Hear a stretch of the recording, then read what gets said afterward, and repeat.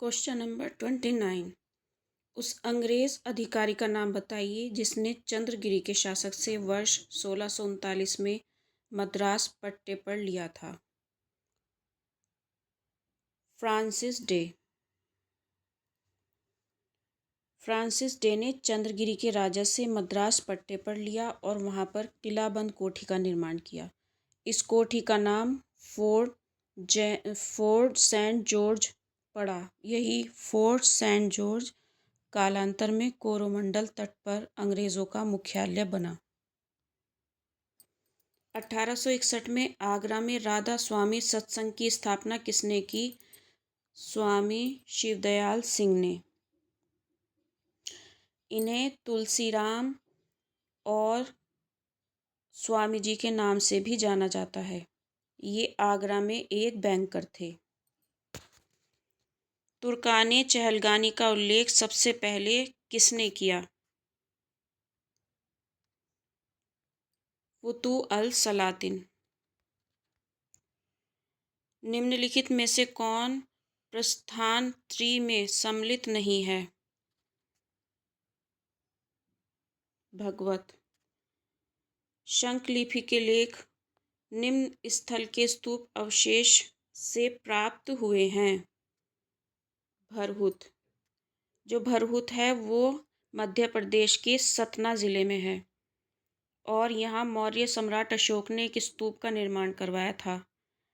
यह ईंटों का बना था। शुंग काल में इसका विस्तार किया गया और यहीं से शंख लिपि के लेख प्राप्त हुए हैं। निम्न में से कौन सा बंदरगाह पोडू के नाम से दी पेरिपल्स ऑफ द एरिथ्रियन सी के लेखक को ज्ञात था? अरिका मेडू। इसको पोडू के भी कहा गया था। निम्न में से किसने धर्म महाराजा की उपाधि धारण की जिसका औचित्य उसके द्वारा अश्वमेध सहित उनके वैदिक यज्ञों के संपादित करने से सिद्ध होता है? ये होते हैं प्रवरसेन प्रथम। जो प्रवरसेन प्रथम थे वो एक विंध्य शक्ति के बाद वाकटक वंश के शासक थे और उन्होंने सम्राट की उपाधि भी धारण की। वो एक धर्मनिष्ठ ब्राह्मण थे। उन्होंने 4 अश्वमेध यज्ञ, 1 वाजपेयी यज्ञ और अनेक वैदिक यज्ञों का भी अनुष्ठान किया था। इन्होंने ही धर्म महाराजा की उपाधि ग्रहण की। किसके विरुद्ध शाहजहां ने करतारपुर का युद्ध लड़ा था? गुरु हरगोविंद सिंह। भागिल्य की मुद्राएं निम्न से प्राप्त हुई हैं। नर्मदा घाटी से। तमिल कवियों के तीसरे संगम की पीठ कहाँ थी? मदुरै। किस काल के मंदिर की वास्तुकला में सर्वप्रथम गंगा और यमुना की आकृतियां आती हैं? गुप्त। जाति मीमांसा के लेखक हैं? श्री नारायण गुरु। अशोक श्री कौन शिलालेख धार्मिक सामंजस्य के विषय में बताता है? 12वां शिलालेख।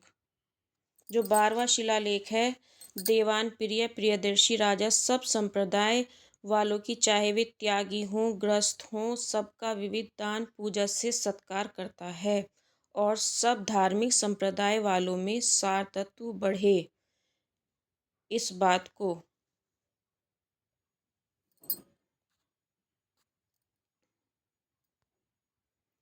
रुद्रमा देवी किस वंश की रानी थी? वारंगल के काकतीय। वो वारंगल के काकतीय वंशज शासक गणपति की पुत्री थीं।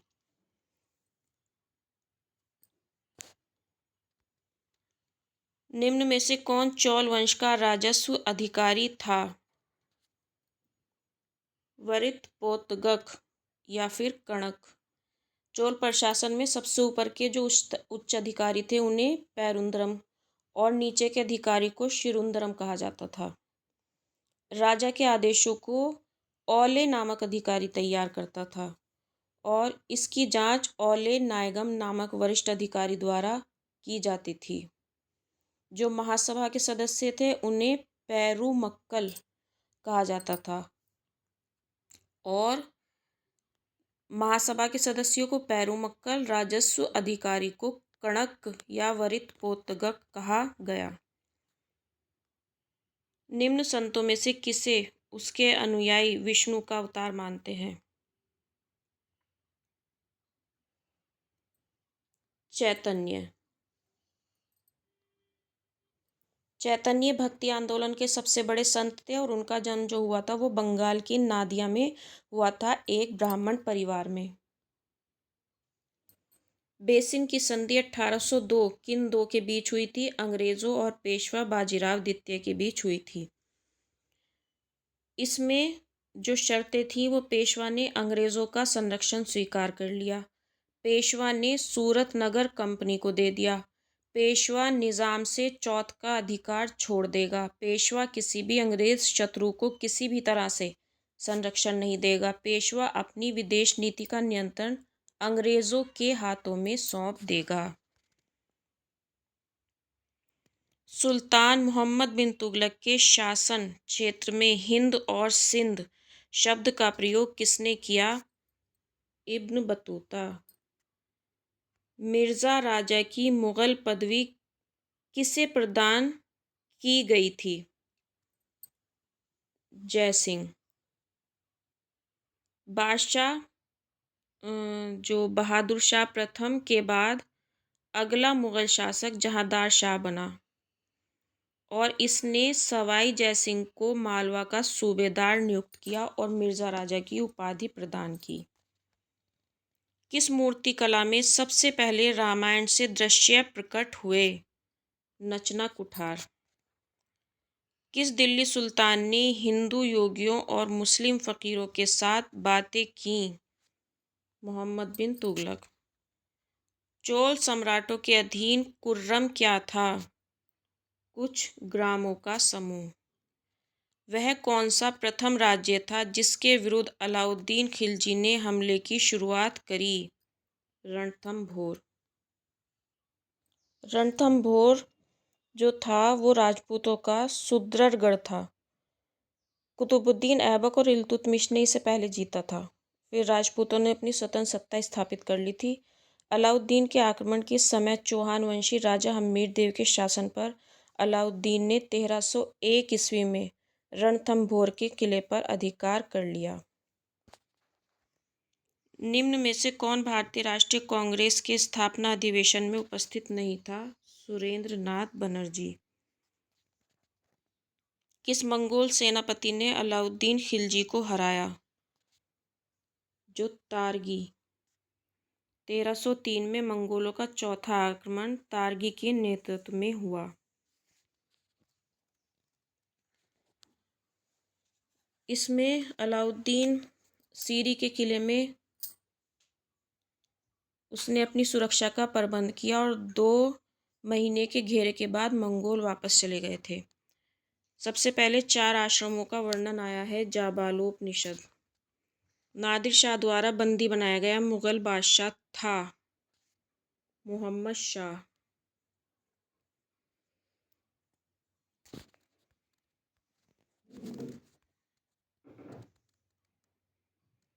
एनी बेसेंट द्वारा प्रारंभ किए गए स्वराज शासन आंदोलन का लक्ष्य क्या था? भारत के लिए स्वशासन प्रारंभ करना।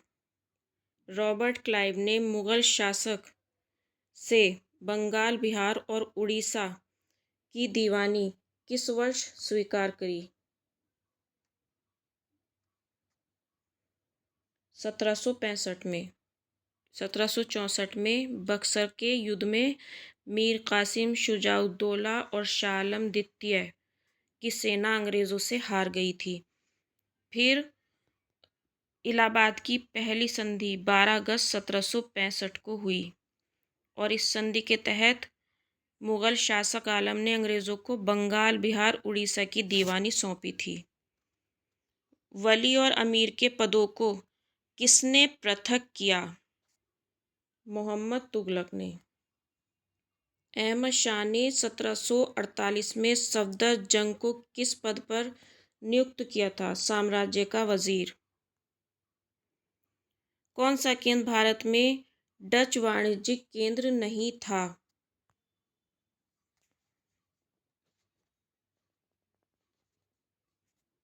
हुगली।